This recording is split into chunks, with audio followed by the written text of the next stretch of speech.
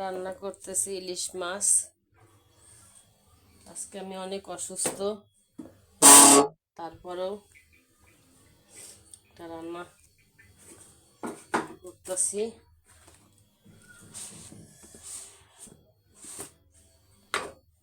আলু দিয়ে লবণ দিলাম,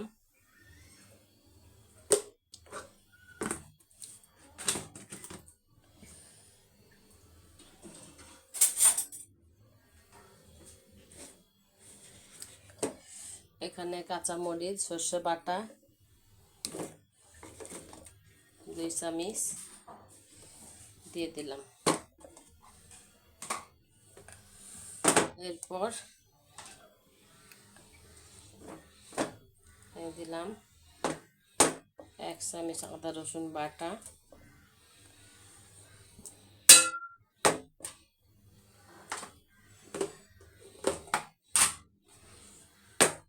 পেঁয়াজ,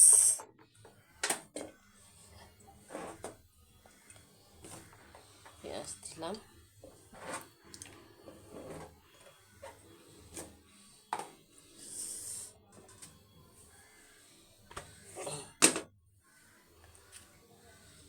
হলুদ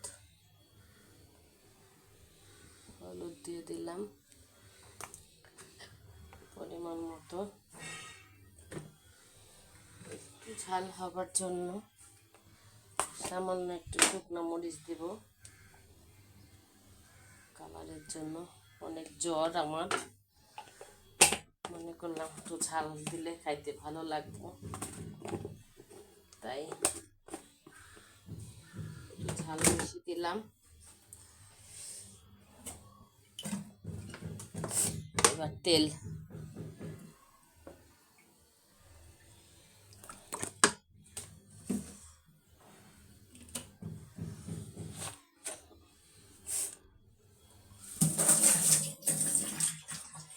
সব কিছু দেওয়া হয়ে গেছে।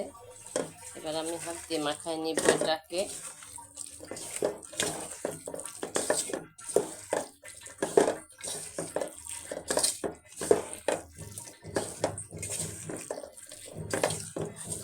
এইভাবে ভালো করে মাখাবো যেন আলুর মধ্যে সমস্ত মশলা, তেল সব কিছু যায়। এরপর এই ইলিশ মাছ দিয়ে দিলাম 4 পিস, দিয়ে ভালো করে মাখিয়ে নিব।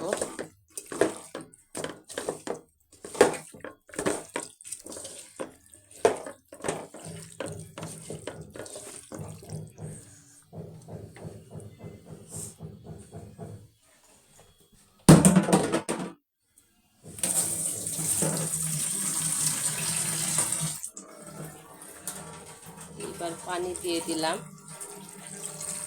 পরিমাণ মতো, দিয়ে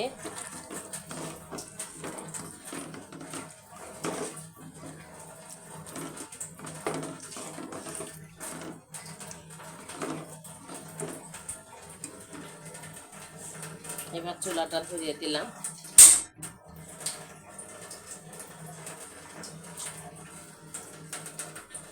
এক হাতে ভিডিও করতেছি, এক হাত দিয়ে রান্না করছি, দেখো। এবার ঢেকে দিই, ফিরে আসছি 5 মিনিট পর। ফিরে এলাম,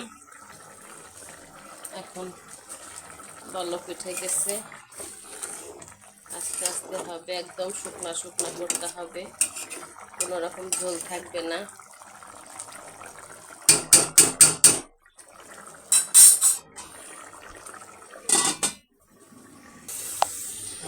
ফিরে এলাম, এটাকে নাড়া দিব না, এইভাবে করব, নাড়া দিলে মাছটা ভেঙে যাবে।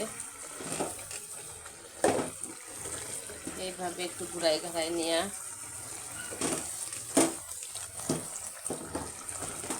আলুটা মোটামুটি সিদ্ধ হয়ে গেছে। সিদ্ধ হয়ে গেছে আলু। এবার আমি শুধু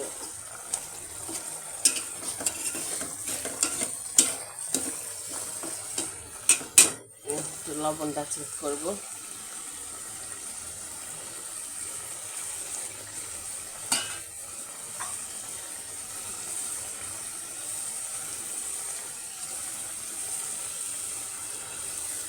লবণ লাগবে।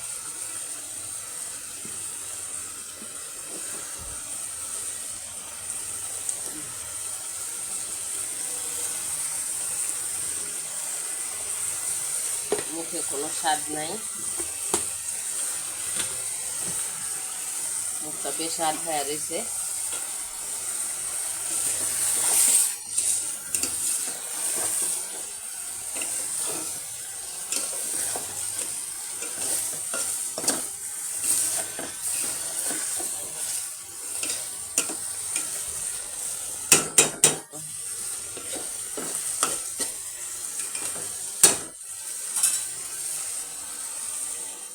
একদম জাল কমাই দিলাম।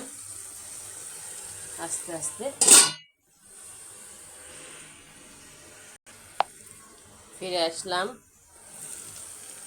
এই যে তেল উঠে গেছে চচ্চড়িতে, হয়ে গেছে তরকারি। এই আমার চচ্চড়ি হয়ে গেল।